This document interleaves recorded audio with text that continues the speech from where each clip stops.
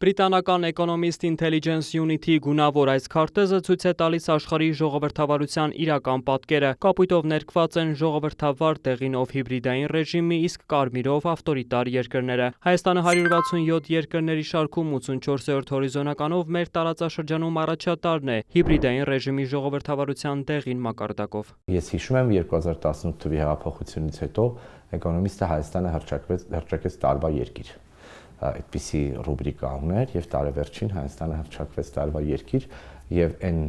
ակնկալիքները, որ կային Հայաստանում տեղի ունեցածից,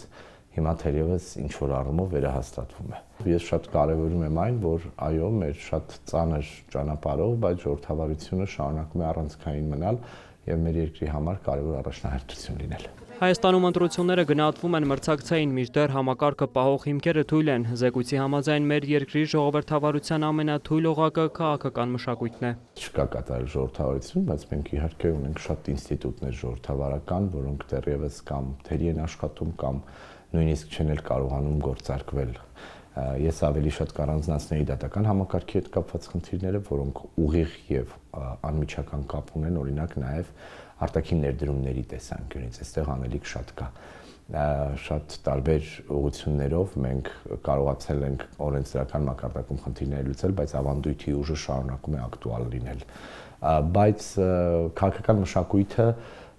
կամ մշակույթի առանձնացումը թերևս խոսում է նաեւ այն մասին, որ մենք այնուամենայնիվ դեռևս դեպի բռնության գնացող կամ բռնության կոչեր անող ուժեր ունենք կամ բռնության միջոցով փորձ է արվում խնդիրներ լուծել։ Հասարակության շրջանում բևեռացում, քաղաքական դաշտում ցածր պատասխանատվություն ու գործընթացներին էմոցիոնալ ոչ ծրագրային մասնակցություն, քաղաքական մշակույթի խնդիրները շարունակում է թվարկել Խարատյանը։ Նկատում նաև ընտրությունների պատրաստվող ուժերի մեծ մասը խոսում է ժողովրդավարության դիրքից։ Որևէ մեկը չի ասում գնում ենք միապետության։ Օրինակ մի պահ կար, երբ Վրաստանում քննարկում էին արդյոք պետք է հետ գնալ միապետության եւ ուժեղ եկեղեցի ունենալ, այսպիսի հարցեր էին քննարկում։ Բայց նաեւ շատ ուժեր այդ մասին խոսում են, որ հասկանում են, որ արևմուտքի հետ խոսակցության հիմքը ժողովրդավարությունն է։ Շատ կարեւոր է հասկանալ, որ օրինակ Ռուսաստանի հետ այդպիսի հարց չկա։ Իրենք ժողովրդավարությունը, Հայաստանում ժողովրդավարություն կառուցելը գերակայություն չեն համարում, թեպետ աշխարհի որևէ մասում դա առանցքային չեն դիտարկում։ Արևմուտքն է ժողովրդավարության, այսպես ասած, ջահակիրը, եթե կուզեք, եւ այս առումով որևէ քաղաքական ուժ, որը հասկանում է, որ պիտի լուրջ կամ խնդիր ունի լուրջ ընկալվել հանրային դիսկուրսում եւ ձայն ունենալ,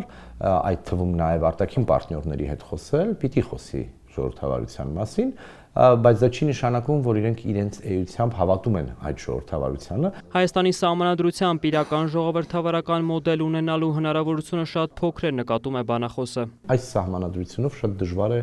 խոսել իրական, այսպես ասած, ինստիտուցիոնալ ժողովրդավարության մասին։ Եվ հիմա էլ այնպես չի, թե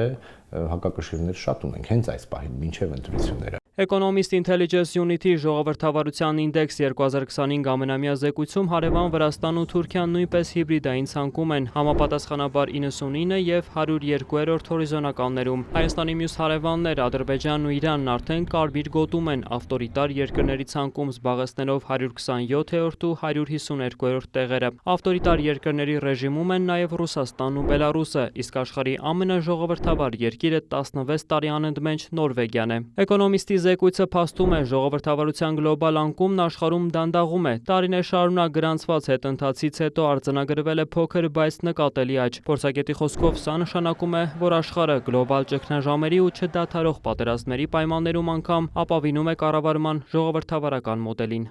Վոլոդիա Մուշեղյան, Սեյրան Անտոնյան, լուրեր։